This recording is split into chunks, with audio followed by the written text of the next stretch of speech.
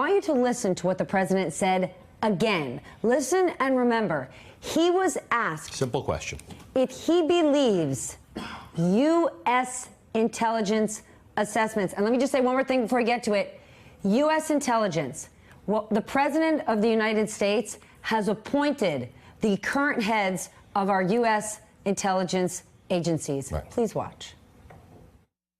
My people came to me, Dan Coats came to me, and some others. They said they think it's Russia.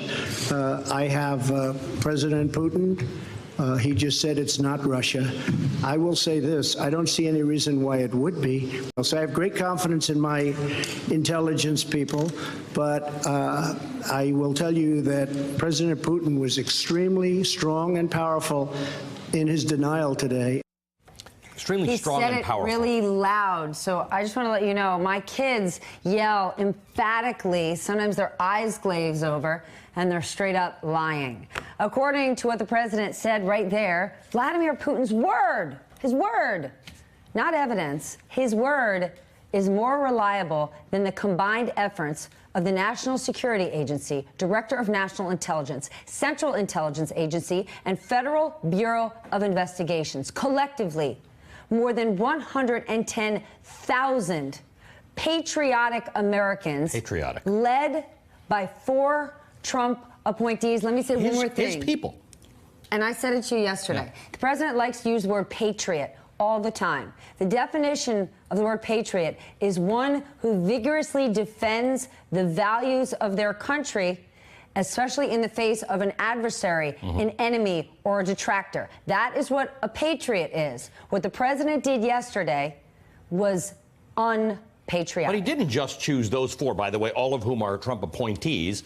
He didn't just speak out against his Director of National Intelligence, Dan Coats, whom he picked. But Putin's word is apparently more reliable than the Justice Department, which is leveling indictments against Russians involved in election interference. Who's the head of the Justice Department? The Attorney General, Jeff Sessions, probably one of the most loyal Trump appointees. Putin's word is more reliable than the hardworking staffers of the House and Senate Intelligence Committees, Democrats and Republicans, who are investigating Russian influence, both committees currently chaired by Republicans. According to the president, these organizations, and when you take them all together, it's now staffed by nearly 250,000 Americans whose job it is to help keep America safe. They are not collectively as trustworthy as this man. If there's any doubt on that point, the president tweeted this morning, "While I had a great meeting with NATO, I had an even better meeting with Vladimir Putin." And here's what he told CBS News. Your DNI, Dan Coats, said that America's digital infrastructure is at a critical point right now. Yeah.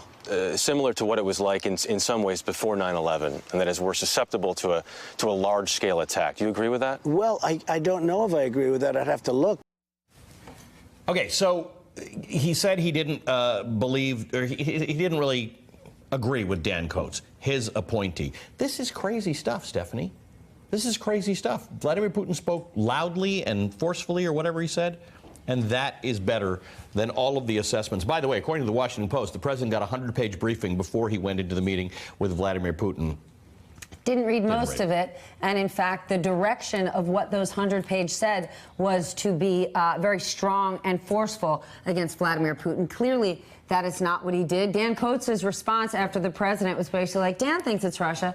I don't really think so. Dan Coats then reissued his statement saying, yes, indeed, it is Russia. Yeah. He released that statement, his office did, without clearing it by the White House. Hey, MSNBC fans, thanks for checking out our YouTube channel. Subscribe by clicking on that button down there and click on any of the videos here to watch the latest interviews and highlights. You can get more MSNBC for free every day with our newsletters. Just visit msnbc.com/newsletters to sign up now.